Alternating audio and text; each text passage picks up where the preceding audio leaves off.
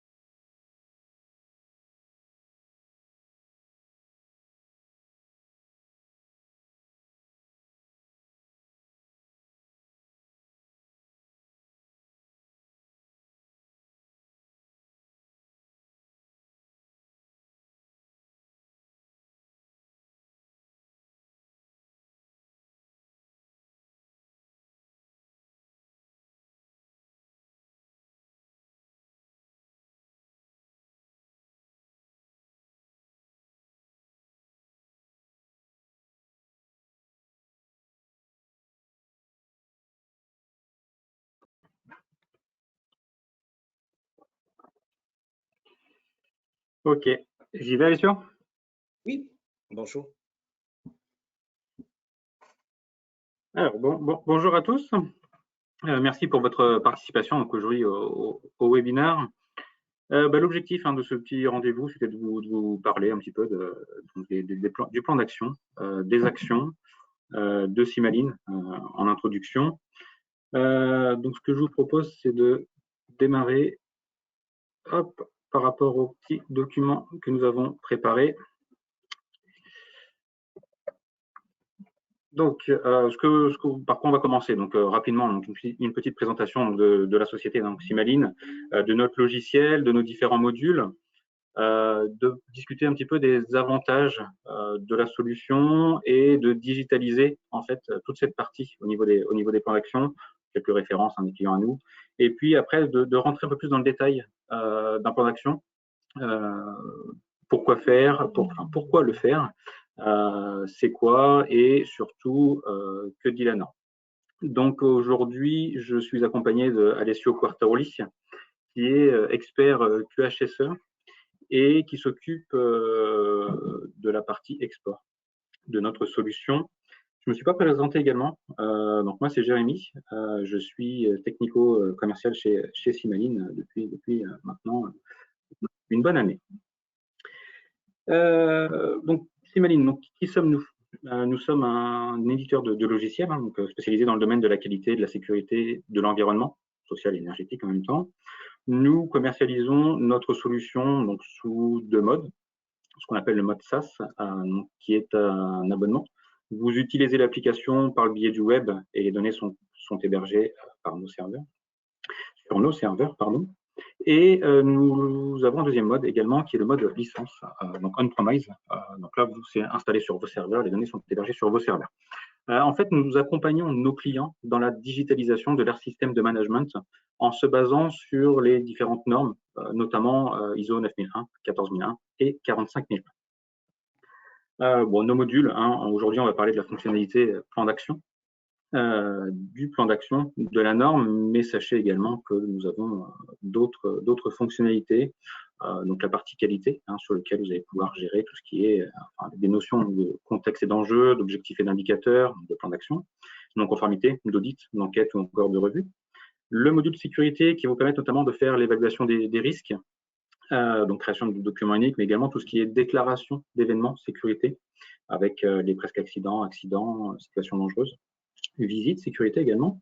La partie environnement, là, c'est plus pour faire l'analyse des aspects des impacts environnementaux avec une partie gestion des déchets. Une GED également, vous allez retrouver tout ce qui va être codification automatique des documents, le versionning des documents, ou encore le circuit workflow des documents. La partie ressources humaines, qui est là plus la partie, la couche QHSE de la partie la gestion des relations humaines, où vous allez avoir plutôt la gestion des compétences, et on va aller jusqu'au des compétences et des formations, et on va aller jusqu'au suivi de la matrice de polyvalence. La partie module fournisseur, donc là c'est plus pour l'évaluation initiale des fournisseurs et la vérification périodique des fournisseurs. La partie matériel, c'est plus pour le suivi du matériel et le suivi des vérifications périodiques du matériel. Et puis également une veille complémentaire, donc là où nos juristes fournissent à nos clients donc une veille personnalisée sur les aspects santé, sécurité, environnement. Voilà vraiment pour le scope global de ce que l'on propose. Bon, les avantages de la solution, c'est que Simaline a été créée par des experts QHSE pour les métiers du QHSE. Ça couvre vraiment l'ensemble des besoins des métiers du QHSE, comme on a pu le voir au niveau des différents modules que l'on propose. Une solution qui est modulaire, évolutive. Nous sommes une entreprise donc également à taille humaine, et par rapport au process de déploiement qui est facilité par l'affectation d'un intégrateur formateur unique. Les avantages, donc là on a mis les avantages de Simaline, mais c'est surtout les avantages de digitaliser les différents outils pour la gestion de vos process. C'est surtout que vous allez pouvoir avoir des informations et des données accessibles partout et en temps réel. Il va y avoir également des liaisons automatiques entre les différentes fonctionnalités, donc notamment au niveau du plan d'action. On va le voir un petit peu plus tard, mais toutes les actions sont centralisées dans un même plan d'action. Et une gestion fine donc des permissions et des droits. Bon, voilà quelques exemples de nos clients, les plus connus, comme ArcelorMittal, la Boulangère, Vinci, ou Geodis. Est-ce que tu veux rajouter quelque chose, Alessio, avant qu'on avance un petit peu plus vraiment sur la partie plan d'action? Du coup, là, j'ai passé rapidement sur tout le début, mais je pense que ce qui va être plus intéressant, c'est surtout de parler de la partie plan d'action. Déjà, le fait d'être responsable de l'export, en fait, ça m'amène pour voir justement s'il y a certains clients que tu as cités, donc Latonedil plutôt qu'Aspo, qui sont des clients en fait internationaux, parce qu'on a quand même un gros défi avec nos clients qui ont des sites et dans le monde entier, ils nous demandent d'avoir quand même une solution déjà multi-site, justement, et multilangue. Donc, en fait, la solution que nous, on offre, et entre autres, les plans d'action dont on va parler, c'est une solution qui peut parler plusieurs langues, et comme ça, les gens entre sites, ils peuvent se coordonner et avoir le suivi de près, vraiment, du site opérationnel depuis le siège, qui peut être n'importe dans quel pays. Donc voilà, c'était juste une précision de ça, et pour moi, on peut attaquer les plans d'action, que c'est quand même l'objet du webinaire d'aujourd'hui. Donc, à la limite, après, si je peux te laisser continuer peut-être sur un plan d'action, c'est quoi rapidement, et puis après, c'est surtout pourquoi en faire un, et puis pourquoi le suivre, quels sont les avantages d'avoir justement un plan d'action. Je vais te laisser intervenir, Alessio. Donc, les plans d'action, c'est un des sujets les plus importants, plus stratégiques dans n'importe quel système de management. Pourquoi ça? Parce qu'en fait, c'est une exigence de la norme, mais que ce n'est pas marqué dans un chapitre spécifique. En fait, si vous regardez dans des normes ISO, il n'existe pas un point qui s'appelle plan d'action. Mais ce qui est important de savoir est que, par contre, dans tous les points, en gros, on va parler des plans d'action. Parce qu'en fait, toutes les exigences des normes ISO, plus ou moins, ils vont aboutir à un plan d'action. Ça peut être un plan d'action correctif, ça peut être un plan d'action d'amélioration, mais en gros, on parle toujours d'un plan d'action. Si on parle d'un audit, on a des plans d'action à mettre en place en cas de non-conformité ou recommandation.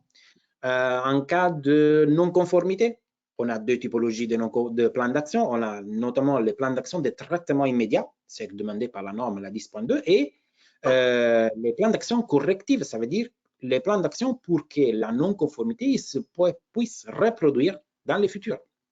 Donc, tout ça pour dire qu'en gros, on a des plans d'action qui sont un peu partout et que du coup, ils sont caractéristiques de chaque exigence. Donc, c'est que nous, on a réfléchi, on a mis en place, c'est de changer un peu de point de vue et d'utiliser les plans d'action, en gros, comme pilier du système de management. C'est un peu comme rentrer dans un système via les plans d'action. Parce qu'en fait, c'est à travers l'origine de chaque action que je peux remonter à connaître, savoir et approfondir chaque élément de mon système. Donc, en gros, le but, c'est quoi? D'avoir un plan d'action unique, justement, on l'a appelé intégré. Intégré dans quel sens? Intégré d'un point de vue des sites, intégré d'un point de vue des langues, intégré d'un point de vue des systèmes de management, parce qu'on a beaucoup de clients qui ont plusieurs systèmes de management. Et tous les trois systèmes de management, en gros, ils ont ce besoin-là d'avoir un plan d'action pour toutes les exigences. Donc, en gros, si j'ai une boîte, en fait, où dedans, j'ai toutes les actions qui, par contre, sont bien triées et bien catégorisées par, comme je disais, site, par normes, par typologie. Je parlais des plans d'action corrective ou amélioration. En gros, j'ai comme un tableau de bord pour voir et pour analyser et pour étudier un système de management. En gros, j'utilise les plans d'action pour remonter vers le système de management. Donc, justement, là, Jérémy, tu peux recommencer. Hein, on a mis certains exemples pour voir où, en fait, la norme, il me demande de mettre en place des plans d'action. Et on va commencer de la partie 6, la planification. D'accord? Planification de quoi? Eh bien, on va évaluer les actions à mettre en œuvre face aux risques opportunités. Ça, c'est en plus, c'est une nouveauté que la version 2015 de la 9001, comme la 45000 en 2018, ils ont, comment dire, ils ont rentré ce concept de risque-opportunité. Eh bien, à chaque fois que je fais une risque-opportunité, en gros, je dois mettre en place un plan d'action pour faire face soit au risque, soit aux opportunités. Si c'est un risque, c'est plutôt un plan préventif.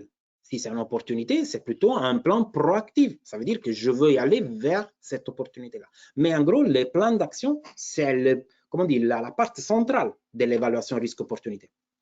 Pareil, en cas d'objectif, okay, on a une politique. À partir de la politique, on va découler par des objectifs opérationnels sous chaque processus. Et bien derrière, à chaque objectif opérationnel, qu'est-ce qu'on fait? On va découler un plan d'action. Ça veut dire, qu'est-ce que je mets en place pour arriver à obtenir mon objectif? Et là, c'est carrément marqué aussi les caractéristiques de ce plan d'action. Qu'est-ce qu'il doit contenir, le plan d'action? Eh bien, quelles ressources seront nécessaires? Qui sera le responsable de cette action? L'échéance de cette action? Comment les résultats sont évalués? Qu'est-ce que ça veut dire les résultats sont évalués? Eh bien, ça, c'est aussi une nouveauté. Ça veut dire qu'à chaque fois que j'ai un plan d'action, maintenant, la norme, il me dit, OK, bien, l'action, c'est bien clôturé, je suis d'accord, mais il me faut une évaluation sur l'efficacité. Donc, l'action que tu viens de clôturer, est-elle vraiment efficace par rapport aux besoins que tu avais au début? Eh bien là, à travers justement un logiciel qui me permet justement d'automatiser tout ça, je réponds pertinemment à la norme et surtout, je suis sûr d'avoir mis en place des actions qui sont efficaces par rapport à son besoin. On continue, Jérémy, et parce qu'on part justement sur la partie des ressources, le chapitre 7. On va voir que, par exemple, si on parle des compétences, et bien notamment, je vois que s'assurer que ces personnes sont compétentes sur la base d'informations initiales professionnelles, les cas échéants, mener des actions pour acquérir les compétences. Et comment je mets en place ce besoin de la norme? Eh bien, je mets en place un plan d'action pour être sûr que toutes les compétences sont bien affectées et bien comprises par tous mes salariés par rapport au poste qu'ils recouvrent. Point 8, si on parle de l'opérationnel, en particulier dans ce cas-là, on parle de fournisseurs. le 8.5, d'accord? Donc, en cas de gestion des fournisseurs, qu'est-ce que je dois faire? L'organisme doit mettre en œuvre la production et la prestation de services dans des conditions maîtrisées. Les conditions maîtrisées doivent comprendre, le cas échéant, disponibilité des informations documentées définissant les caractéristiques des produits doivent être fabriqués, des services fournis, les résultats à obtenir. S'il te plaît, tu peux avancer. Ressources appropriées, la disponibilité, la mise en œuvre d'activités de surveillance, des mesures aux étapes appropriées, désignation de personnes compétentes et mise en œuvre d'actions visant à prévenir l'erreur humaine, par exemple. Voilà que l'action, il revient. Même pour gérer des fournisseurs, je dois mettre en place un plan d'action et demandé par la norme. Donc, on avance. Chapitre 9, l'organisme. En anglais, on parle de la partie check. Hein. Donc, une fois que j'ai planifié, je fais le do, donc les plans du check act, je mets en place et après, je vérifie. De temps en temps, il faut faire des checks pour voir si effectivement je suis calé par rapport à des objectifs. Et pendant un check, qu'est-ce que je fais? Dans ces cas-là, je pense qu'on parlait 9.2, on parle de review, planifier, établir, mettre en œuvre, maintenir un des programmes. Ah non, excusez-moi, on parle d'audit, définir les critères d'audit, méthode de exigences, planification des données où le programme d'audit doit être comme définir les critères d'audit. Tu peux avancer, s'il te plaît, encore? OK. Dans les audits, il y avait un point où, suite aux deux audits, s'il y a une non-conformité, je mets en place des plans d'action. Et on parle de review aussi. Dans le cas où on fait une review, eh bien, les éléments de sortie, ce qui ressort d'une review de direction, une review de processus, oui, qu'est-ce qu'il y a? Les éléments de sortie de la review de direction doivent inclure les décisions et les actions relatives aux opportunités, besoins. Ça veut dire qu'un review, il a un sens si derrière, il y a un plan d'action pour justement mettre en place ce que j'ai décidé pendant une review. De l'amélioration, eh bien, la chose sera plus simple parce qu'on parle d'amélioration, donc le point 10, l'organisme doit déterminer et sélectionner les opportunités d'amélioration et entreprendre toutes les actions nécessaires. Voilà qui revient encore, même dans cet esprit d'amélioration continue, un plan d'action d'amélioration. Et notamment pendant tous les audits que vous serez amené à faire en tant que ISO 9000, ISO 45000, ISO 14001, ISO 50000, on peut parler de n'importe quel système de management. Une question que tout le temps les auditeurs ils vont me demander justement dans l'esprit de l'amélioration continue, donc le point 10, c'est quoi votre plan d'action d'amélioration? Donc voilà que dans chaque point de la norme, en gros, j'ai ce besoin de plan d'action. Voilà. On avance encore pour voir si voilà, on en parle de non-conformité aussi. Ben, ça, c'est les cas plus flagrants. Les points 10.2, on parle, comme je vous disais, de deux typologies. En cas de non-conformité, qu'est-ce que je dois faire? Agir pour maîtriser, corriger, prendre en charge les conséquences. Ça, notamment, c'est ce qu'on appelle les plans d'action correctifs. Agir pour maîtriser. Qu'est-ce que je fais pour voilà, il y a un problème dans la production, qu'est-ce que je mets en place justement pour gérer le problème? S'il y a une fuite, pour arrêter la fuite. S'il y a un problème de non-conformité sur un produit, le mettre en quarantaine. Ça, c'est ce qu'on appelle les actions de traitement immédiat. Mais après, pour prévenir, donc évaluer s'il est nécessaire de mener une action pour éliminer les causes de la non-conformité. Ça veut dire que dans le futur, je ne veux pas qu'il y ait le même problème, ça revient. Donc, qu'est-ce que je fais? Je mets en place un plan d'action préventive pour éviter que, justement, corrective, pardon, pour que dans le futur, ces problèmes-là, ils ne se vérifient pas. Donc, et voilà, donc que les points 10.2 aussi, ils ramènent à ces doubles besoins de plan d'action. On avance, Jérémy. Et du coup, voilà un résumé. Comme je vous disais, les plans d'action, ça touche à tous les points de la norme.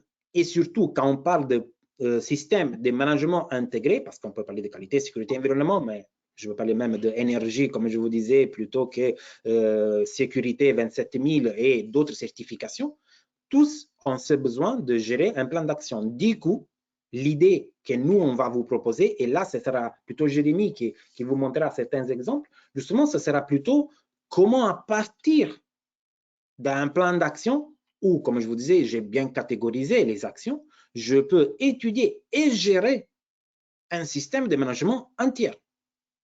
Voilà, ça c'est ce que je voulais apporter d'un point de vue technique et normatif à ces ces webinaires-là. Je laisse la parole à Jérémy, du coup, pour compléter avec des exemples et justement l'utilisation d'un logiciel qui, justement, va dans ce sens-là. Donc, Jérémy, à toi de continuer. Merci. Oui. Donc, par rapport à ce que tu disais, effectivement, Alessio, donc un plan d'action, enfin, pour nous, il doit être intégré, collaboratif, hein, pour qu'il soit mis à jour en temps réel, mais effectivement, on va pouvoir visualiser en fait l'origine surtout. Donc là, on va retrouver l'interface effectivement de notre plan d'action qui pour nous se trouve dans la partie pilotage ici.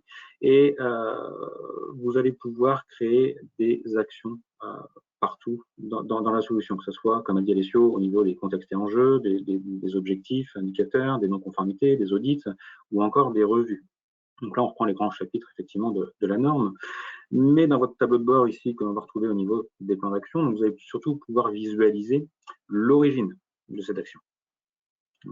L'origine, l'impact, la nature également, la priorité, ou encore l'état au niveau des actions.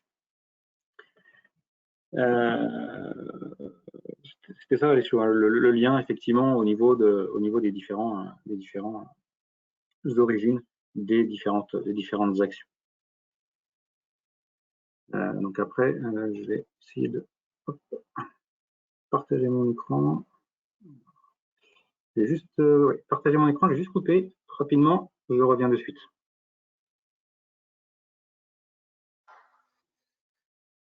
Donc, en attendant, Jérémy, il est en train en fait d'ouvrir notre solution. Comme ça, à travers vraiment notre solution, notre logiciel, on va vous montrer à travers des exemples comment pouvoir utiliser le plan d'action. Donc, la modalité avec laquelle nous, on traite les actions et à partir de n'importe quel événement, on peut faire, par exemple, une évaluation d'un contexte, donc les enjeux externes, on peut évaluer une partie intéressée, on peut traiter une non-conformité. On verra ce que Jérémy veut nous montrer comme exemple, mais à partir justement d'un traitement d'une de ces exigences-là, on va voir comment les plans d'action ils seront mis en place à partir de ce besoin-là et comment derrière, à partir du plan d'action, comme je vous disais, je peux remonter jusqu'à l'événement que je viens de traiter. À tes, Jérémy. Merci. Oui, effectivement. Donc par rapport à ce que vient de dire Alessio, donc ici on va retrouver la page d'accueil de notre solution, mais nous aujourd'hui ce qui nous intéresse un peu plus, c'est surtout donc la partie plan d'action, comme on a pu le voir depuis le début, où là, donc comme je disais, effectivement, vous allez retrouver le tableau de bord de l'ensemble de vos actions, hein, sur lequel vous allez pouvoir visualiser différentes informations, comme l'origine, hein, du coup, l'intitulé de l'action, l'impact, la nature, le responsable, la priorité ou encore l'état. Mais surtout, ce qui va être intéressant, c'est que si je rentre dans une action, donc on va retrouver une référence hein, qui sera automatiquement paramétrable, mais surtout l'origine de l'action, avec un lien cliquable. C'est-à-dire que là, je sais que mon action provient d'une non-conformité. Donc si je clique dessus, je retourne vers ma non-conformité. Donc on voit tout de suite le lien, et mon action, du coup, je peux la retrouver suite à mon analyse de ma non-conformité, je la retrouve ici. Donc on voit bien le lien entre, par exemple, là, du coup, les non-conformités et les actions, mais c'est pareil pour les audits. Je ne sais pas si je vais avoir des exemples hein, au niveau des audits, mais les enjeux, par exemple, les non-conformités, qu'est-ce que j'ai d'autre? Voilà, vous voyez, les audits, toutes les actions donc, seront déversées dans un même, mais il y a ce lien d'interaction, si je peux dire, avec l'origine de cette action. Bon, après, rapidement, hein, si je rentre dans une action et puis pour vous montrer le flux que l'on a, c'est dans un premier temps une partie description de l'action, ou avec le type hein, de l'action. Vous allez pouvoir mettre votre produit, c'est lié à un produit, fonctionnement si c'est lié à un fonctionnement, et votre prestation, c'est lié à une prestation. Mais surtout, ce qui va être intéressant, c'est que nous, on a voulu faire en sorte que la solution vive et qu'elle soit collaborative. Donc, à chaque fois que vous avez ici un destinataire, un responsable d'action, un vérificateur pour vérifier l'efficacité de l'action, les personnes en automatique seront notifiées par le centre de notification et ou par mail comme quoi ils ont mais justement une action à faire. Donc, soit la partie traitement de l'action, soit la partie vérification de l'action. Et que tout se fasse en automatique. Donc, ils cliqueront sur le lien qu'il leur est envoyé, ils arriveront directement sur l'action concernée, et puis donc ils pourront soit traiter l'action, soit vérifier l'efficacité de l'action. Jérémy, s'il te plaît, moi, je ferai un exemple d'une action à partir de zéro pour montrer, par exemple, comment gérer une modification d'une procédure, par exemple, que tu vas m'affecter. Parce qu'après, moi, derrière, plutôt que, OK, après avoir reçu la notification, je vais gérer quand même des sous-actions. Parce qu'effectivement, pour modifier une procédure, eh bien, il me faut plusieurs étapes. Et là, Jérémy va nous montrer comment moi, en tant que responsable de la mise à jour d'une procédure, je pourrais aller à augmenter mes sous-étapes pour gérer cette action principale. Donc, on part de zéro, comme ça, tu peux montrer vraiment comment on peut gérer et analyser justement une action. Après, on la clôturera et après, on aura aussi comme la vérification, comme on nous disait tout à l'heure, que la norme me demande de vérifier. Donc, il me demande de vérifier l'efficacité. OK.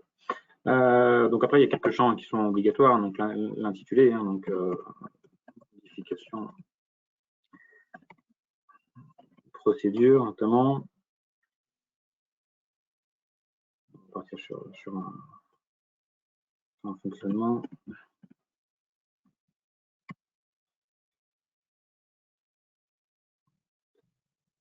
Bon, le constat de défaillance avec d'amélioration, pareil, vous allez pouvoir intégrer autant de fichiers que vous souhaitez. Le processus concerné effectivement par la réalisation de cette action. Pourquoi important le processus, par exemple? Parce qu'à partir de 2015, la norme, soit 9000, soit 14, soit les 45000, en gros, les normes ISO, ils parlent surtout de caler tous les éléments du système d'aménagement dans les processus. Ça veut dire qu'il doit être clair dans un processus. On parle processus achat, processus là, qu'est-ce qu'on a mis, gestion matérielle. On peut avoir plusieurs processus. Eh bien, je dois savoir de suite c'est quoi le plan d'action de ce processus qui est en train de gérer, soit plan d'action corrective, soit plan d'action d'amélioration, justement. Comme ça, le concept de processus est vraiment là aussi important d'en renseigner, justement obligatoire, comme disait Jérémy, parce que chaque action doit être associée à un responsable de processus. Et, excusez-moi, je me suis mal exprimé, ce n'est pas un responsable de processus parce qu'une action qui peut être affectée à un processus, ça peut être géré aussi par d'autres personnes. Mais en gros, l'action, ça reste dans les processus. Excusez-moi.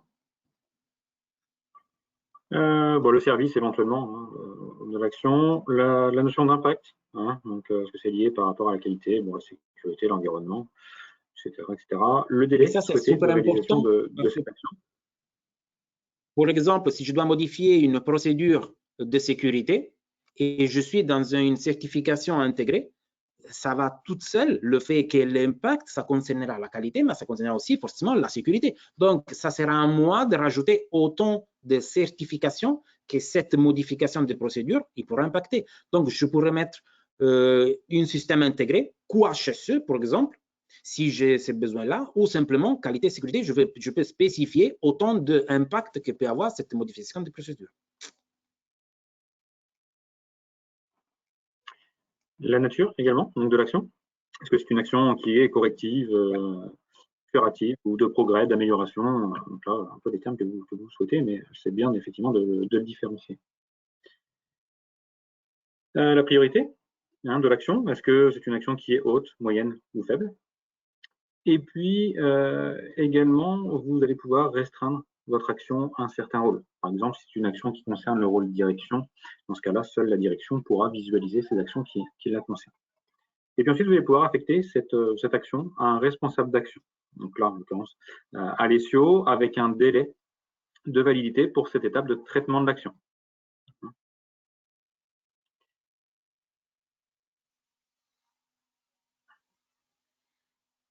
Et OK. Dans ce sens-là, on a tout sauvegardé, donc c'est bon. Normalement, je vais recevoir date. T'as sauvegardé? Oui. OK, c'est bon, donc ça va arriver. Voilà, que je vais recevoir, je pense en temps réel, une notification. comme quoi l'action m'a été affectée. Et voilà que je viens de le recevoir sur mon portable, désolé, mais j'ai éteint Outlook sur mon ordinateur. Donc là, tu peux reprendre l'action, s'il te plaît. Donc, tu fais un tri par responsable, parce que justement, on a la recherche intelligente, justement, parce qu'en fait, on a cette boîte, en fait, qui contient tout. Et la question que souvent les gens nous posent, mais comment je peux repérer? Ben, c'est simple. Si je veux les actions qui me sont affectées, c'est simple. Jérémy, il a écrit mon nom et voilà que ça va ressortir seulement les actions qui ont été affectées. Donc, modifier la procédure, nouvelle formation, nouvelle procédure peut-être, aussi par date. Juin, je pense que ce n'est pas sauvegardé. Là, on va réessayer. Tu vas rajouter, à mon avis, c'est en fait dans l'opération de valider, il y a eu un problème d'Internet, peut-être que ce n'est pas sauvegardé. J'ai quelques lenteurs. Je suis désolé, hein, on voit que ça tourne. Non, mais en fait, ce que Alessio voulait vous montrer, c'est qu'effectivement, Voilà. lorsque il reçoit le lien, le responsable de l'action pour la partie de traitement de l'action, donc clique sur le lien qu'il reçoit, donc il arrive directement sur l'action ici concernée par la notification qu'il a reçue, et il va pouvoir découper sa partie de traitement ou son action en plusieurs étapes. Hein, ce qui lui permettra, vas-y. Voilà. Par exemple, organiser une réunion du service. Par exemple, faire une réunion avec les directeurs de QHSE. Par exemple, demander au bureau d'achat de faire une évaluation de modification d'un prestataire. Donc, tout ça sont des sous-actions qui me servent justement pour que moi, je puisse, à la fin, modifier ma procédure. Donc, en gros, à chaque étape, je peux modifier des responsables parce que, par exemple, comme je disais, organiser une réunion, peut-être que c'est mon collaborateur de mon processus qui doit l'organiser. Donc, organiser une réunion, si Jérémy peut écrire dans éléments des réalisations d'actions, organiser une réunion, le responsable, ça pourrait être lui, Jérémy, et avec une date qui d'ici le 31 mai qu'on a mis, bon, on a déjà échoué la date de l'action, c'est pas grave, mais entre-temps, Jérémy, d'ici la fin de l'action, il doit organiser une réunion. Et dans ces cas-là, dès que lui, il s'affecte la sous-action, Jérémy aussi va recevoir sa notification.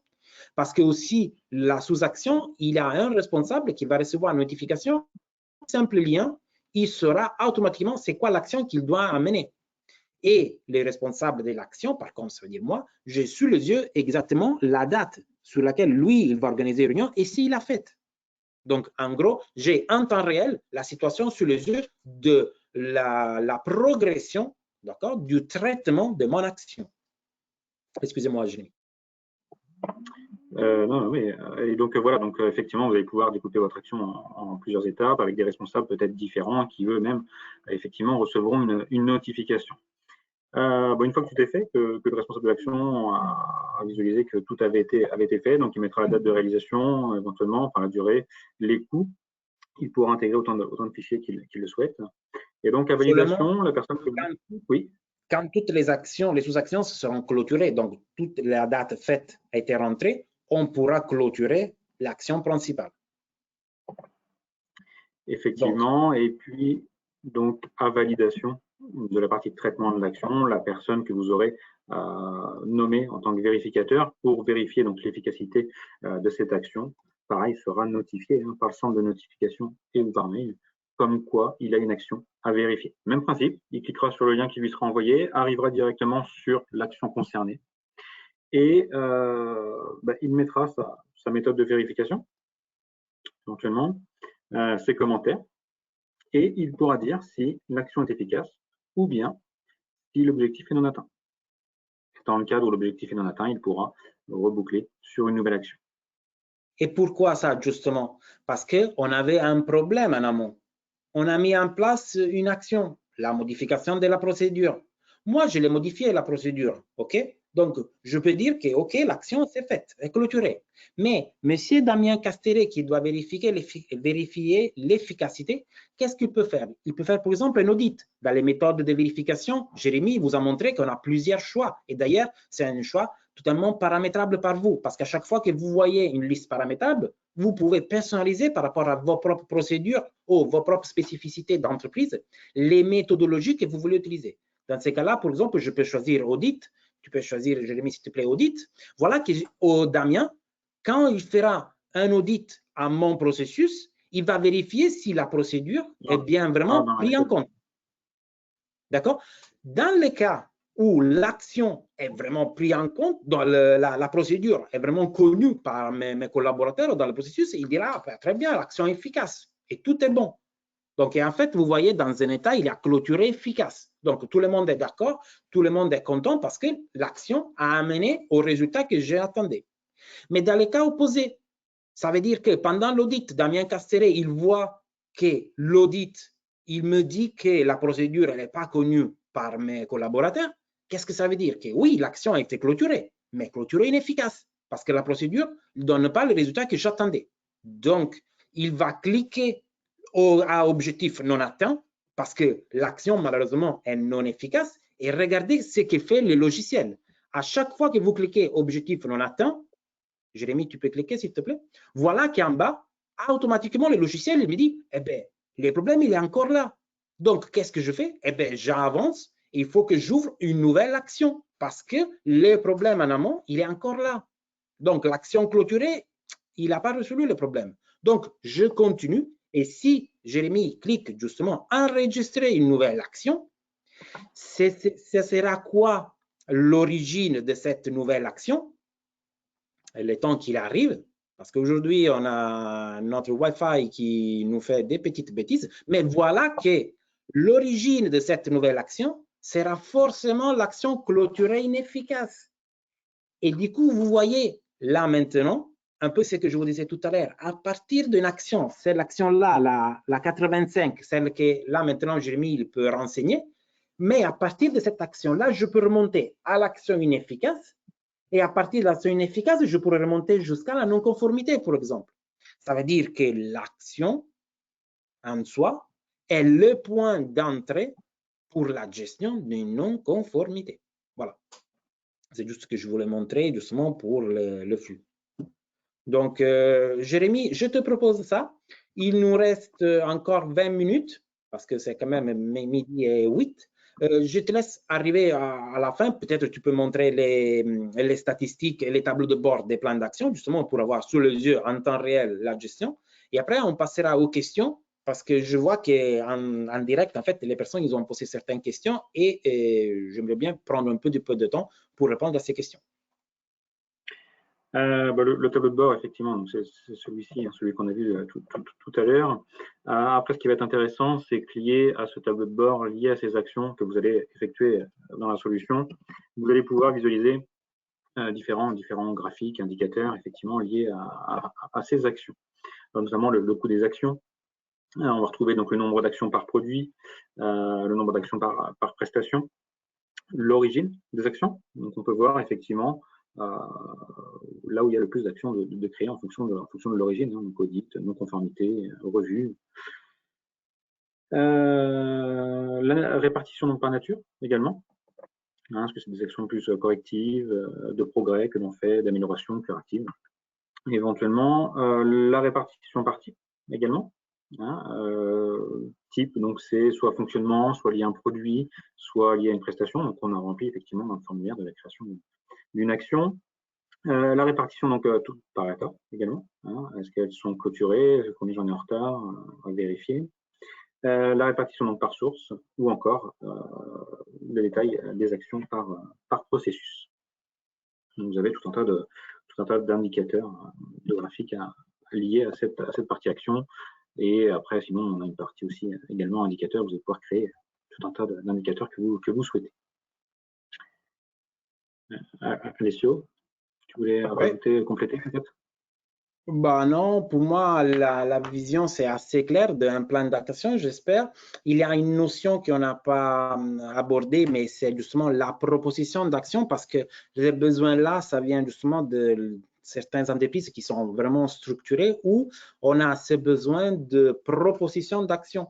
Ça veut dire que jusqu'à maintenant, on a la fameuse boîte. Moi, je travaillais dans des entreprises en tant que QHSE et je demandais toujours les avis ou des suggestions à mes collaborateurs et ils le laissaient dans des petites feuilles de papier dans une boîte et moi, je faisais les tris, je regardais ce qui était pertinent ou pas pertinent. Eh bien, cette notion-là, on l'a voulu garder parce que c'est super important d'avoir des propositions, des actions de la partie de nos collaborateurs. Donc, ce qu'on a mis en place, c'est ce qu'on appelle des demandes d'action.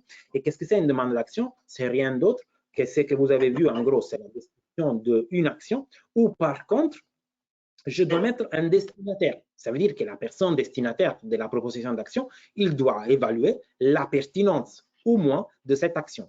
Donc, en gros, ce qu'on a sera un registre, donc une liste de propositions d'action qui ne va pas polluer forcément mon plan d'action. Mon plan d'action, c'est qu'on vient de voir là, qu'on voit tout à l'heure, c'est un plan d'action officiel que je peux montrer à un auditeur. Et dans ce cas-là, vous voyez, c'est la liste, par contre, des demandes d'action. Donc, en gros, l'état, ça c'est clair, il se restera en état de soumis jusqu'à ce que le destinataire de l'action, il n'acceptera pas cette proposition pour justement la basculer dans le registre officiel plan d'action. Et dans les cas où, en fait, je me rends compte que l'action qui a été, la proposition d'action qui a été soumise n'est pas pertinente parce que c'est déjà en place, parce que c'est déjà fait, parce que ça n'a rien à voir avec l'HSE, souvent, même, souvent, ça arrive des demandes qui ne sont pas pertinentes, eh bien, je refuserai. Et la personne qui a demandé l'action, il va recevoir une notification comme quoi moi, j'ai refusé pour cette raison. Donc, je vais expliquer le pourquoi je ne peux pas, en fait, dar suite à cette action-là. Et ce qui est important, justement, aussi pour la traçabilité, et que comme vous a montré Jérémy Doustaret, s'il décale un peu, il y a que cette proposition d'action, il restera dans le registre en tant que refusé. Pourquoi ça? Parce que, justement, je ne veux pas qu'un auditeur ou n'importe quelle personne il veut étudier mon système de management, il ne voit pas en fait qu'il y a des propositions et que de temps en temps, je peux les refuser. C'est tout à fait normal, ça fait partie de la vie des systèmes de management. En tant qu'en plus, je le justifie pourquoi je refuse une proposition d'action. Et tout ça, justement, pour la traçabilité, seront gérés dans une liste, dans un registre à côté de ce qui, par contre, sera mon registre du plan d'action officiel d'entreprise. Tu peux cliquer les petits boutons verts, s'il te plaît, Jérémy, et on montrera justement qu'une action, une fois qu'elle est adressée à quelqu'un, à un responsable, en fait, il peut choisir justement que suite à une analyse, suite à une évaluation, il pourra la valider ou non, et du coup, il passera du coup de l'autre côté du registre. OK? Donc, voilà, parce qu'à mon avis, ça, ce n'était pas toi les destinataires. Donc, en gros, tu ne peux pas accepter ou pas la proposition d'action. Donc, ça, c'est une action qui est réservée justement aux responsables de l'action. Donc, tu ne vois pas en fait la ligne d'accepter. Il faut que tu choisisses une action qui t'est affectée. Mais ce n'est pas le moment, ce n'est pas grave. Donc, c'est 12h13. Si tu es d'accord, Jérémy, je passais aux questions. Comme ça nous permettra de répondre. Hein? Vas-y. OK. Donc, on a reçu 6 questions, dont 2 sont les mêmes. Donc, je donnerai priorité à celle-là. Et en particulier, il y a M. Simon et Laurent qui nous demandent le prix du plan d'action. Donc, bien sûr, on est là pour vous montrer le potentiel de cette fonctionnalité. On est là pour vous montrer notre solution informatique, mais justement, on est là aussi pour vous donner des informations économiques. Donc, je laisse la parole à Jérémy pour expliquer le prix de cette fonctionnalité et aussi le prix quand même d'un module dont il fait partie, qui est le module justement pilotage du système de management. À toi la parole, Jérémy. Sur cette fonctionnalité plan d'action, donc on communique actuellement dessus parce que on a décidé de l'offrir. Donc il n'y a pas de prix, c'est gratuit. Donc si vous souhaitez effectivement en bénéficier, vous nous en faites la demande et on vous ouvre un compte gratuitement. Il n'y a pas de souci et à vie, je dirais. Il n'y a pas de date de fin sur cette promotion. Surtout que vous décidez d'ouvrir plusieurs utilisateurs gratuitement. Oui. Ça, c'est important parce que ça vous donne l'opportunité, en fait, de pouvoir gérer dans votre entreprise avec 3 collaborateurs. Donc, en gros, tu me confirmes, ce sont 3 collaborateurs, Jérémy? Oui, Trois collaborateurs plus l'administrateur. Donc, vous serez 4 à l'utiliser pour justement avoir cet échange avec les notifications et vous puissiez vous rendre compte de l'automatisation de tout ça, quoi. Donc, pour répondre à Simon Laurent, oui, c'est gratuit, mais par contre, les modules complets, donc pilotage à partir du contexte en jeu jusqu'à review et amélioration, le point 10, c'est les modules pilotage. Et dans ces cas-là, ça sera un autre prix. Tu veux dire comment on peut savoir les prix? On a les stores maintenant en place en plus? Alors effectivement, on a lancé depuis quelques temps un store dans lequel vous allez pouvoir effectivement sélectionner le module retrouver les informations des différents modules que l'on propose, mais également on a fait le choix du coup de partir à la fonctionnalité, c'est-à-dire que vous allez pouvoir choisir vraiment ce dont vous avez besoin. Si vous avez besoin que du plan d'action, vous partez que sur le plan d'action. Si vous avez besoin que de la partie non-conformité, donc vous aurez la partie non-conformité plus les plans d'action. Et à peu près au niveau des fonctionnalités, ça démarre en termes de tarifs à partir de 2 € par mois, par utilisateur. Et c'est sans engagement aussi, également. Sur cette notion de store, hein, donc il n'y a pas d'engagement. OK. Donc, je passerai du coup à une question. Vas-y. Non, c'est sur store-simaline.com directement. Vous allez pouvoir le visiter et puis trouver les différentes fonctionnalités que l'on propose. Très bien. Merci pour cette précision commerciale.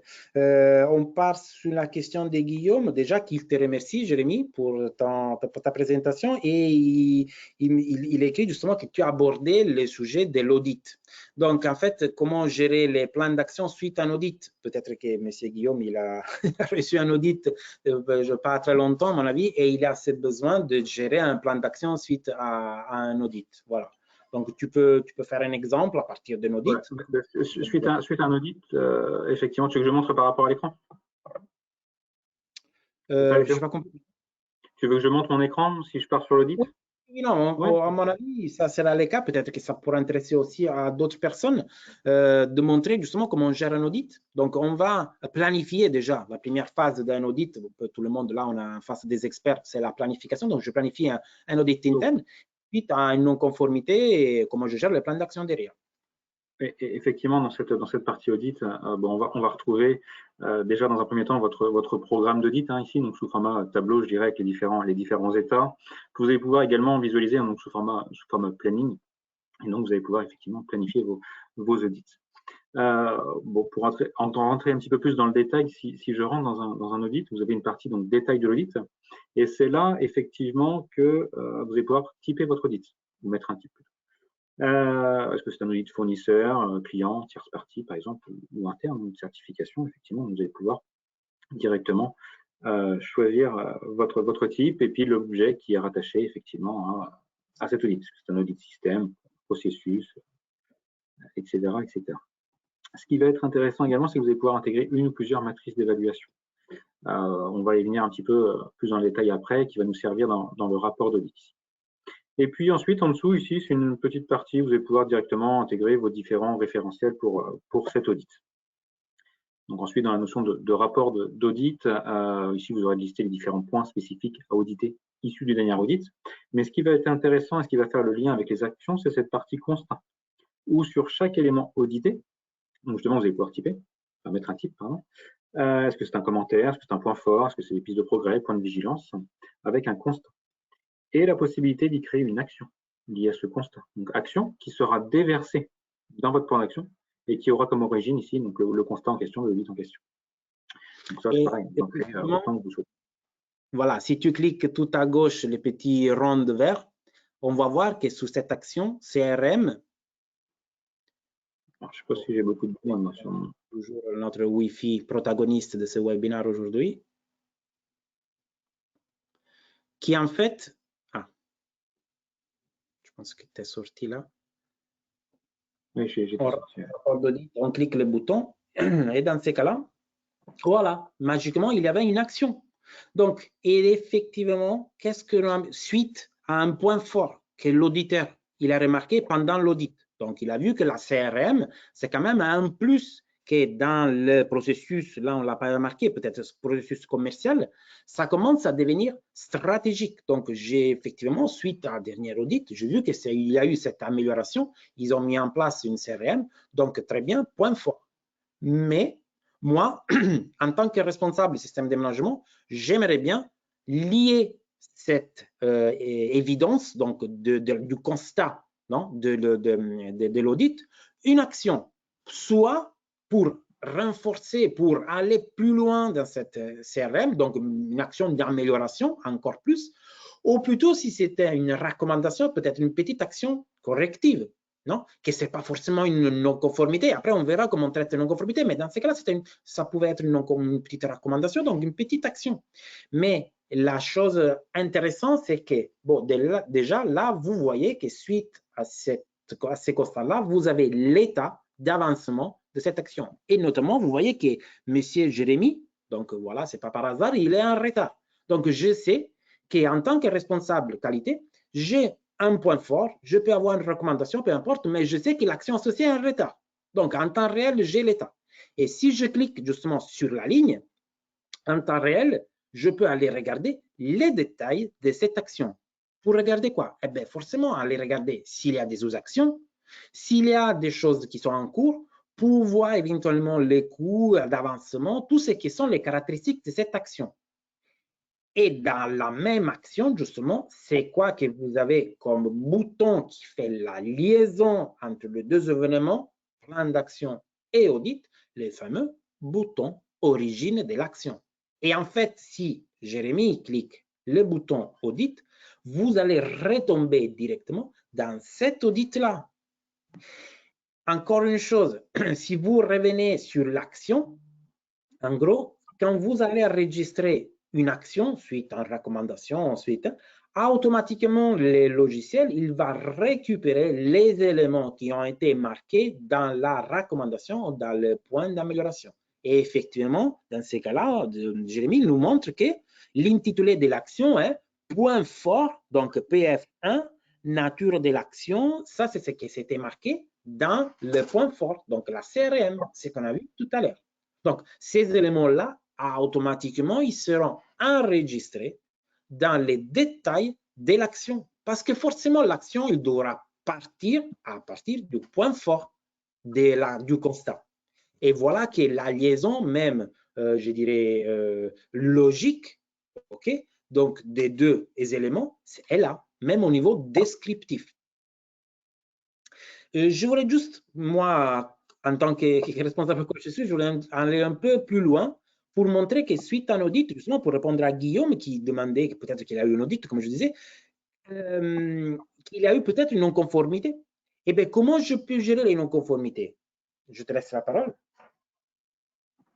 Donc, sur cette partie écart, effectivement, si vous ajoutez un écart, ça va ouvrir une... On va le faire directement, si ça veut bien fonctionner.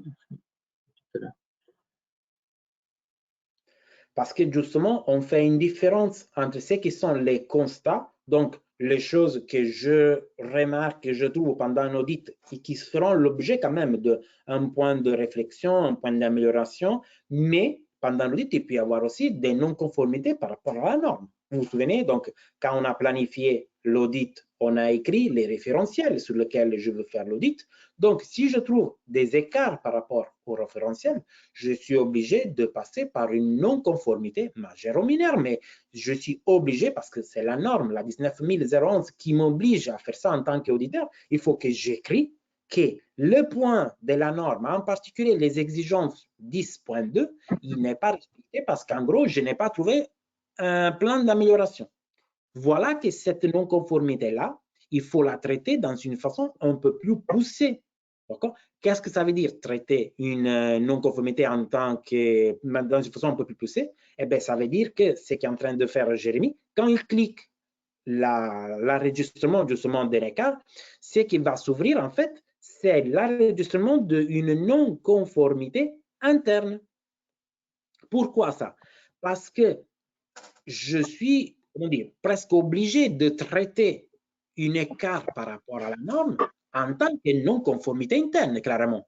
Parce qu'un traitement de non-conformité, il prévoit plusieurs étapes, notamment l'enregistrement, l'analyse, le traitement et la clôture. Donc, une formalisation d'un traitement de non-conformité qui me permet, face à un auditeur, de pouvoir dire, suite à cette non-conformité-là, j'ai mis en place une analyse. Donc, dans le bouton analyse, je vais enregistrer qu'est-ce que je fais comme analyse pour analyser pourquoi je n'ai pas le fameux plan d'action d'amélioration. Suite à l'analyse, je peux déclencher justement un plan d'action corrective parce que je ne veux pas que dans le futur, je n'aurai plus un plan d'action d'amélioration. Donc, il ne faut pas que c'est le plus. Donc, les plans d'action, ça sera un plan d'action pour éviter les mêmes erreurs dans les futurs. Et dans les traitements, je pourrais gérer aussi les plans d'action immédiats. C'est ce que vous demande souvent l'auditeur. OK? Vous avez eu cet écart-là. Qu'est-ce que vous mettez en place là d'ici une semaine pour que cette non-conformité-là soit résolue? OK? Peu importe l'action de non-conformité, les plans d'action correctifs. Je veux voir l'action de traitement immédiat. Et dans ce cas-là, vous voyez que je peux lister aussi toutes les actions de traitement immédiat pour gérer cette non-conformité qui était l'écart de l'audit avec des responsabilités bien précises parce que vous vous souvenez, dans la norme, c'était bien spécifié que le traitement de non-conformité prévoit les ressources, le nom, l'échéance, les délais, tout ce qu'il faut mettre en place pour que j'arrive à gérer bien cet écart et surtout la contenir. Donc, tout ça, en fait, ça sera lié, si on revient dans la déclaration, via un bouton qui s'appelle détection, voilà. Et la détection de cette non-conformité que l'on vient de traiter, elle vous ramènera où? Eh bien, c'est clairement, si Jérémy clique cette non-conformité, pardon, c'est en origine, je retombe forcément dans le rapport d'audit. Et voilà la liaison que tous les éléments d'un système de management, il doit être lié.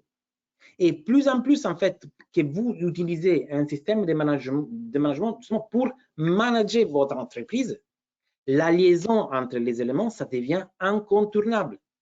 Parce que sinon, c'est quoi les résultats? Et je pense que c'est un peu le cas d'un peu tous les systèmes de management qu'on connaît.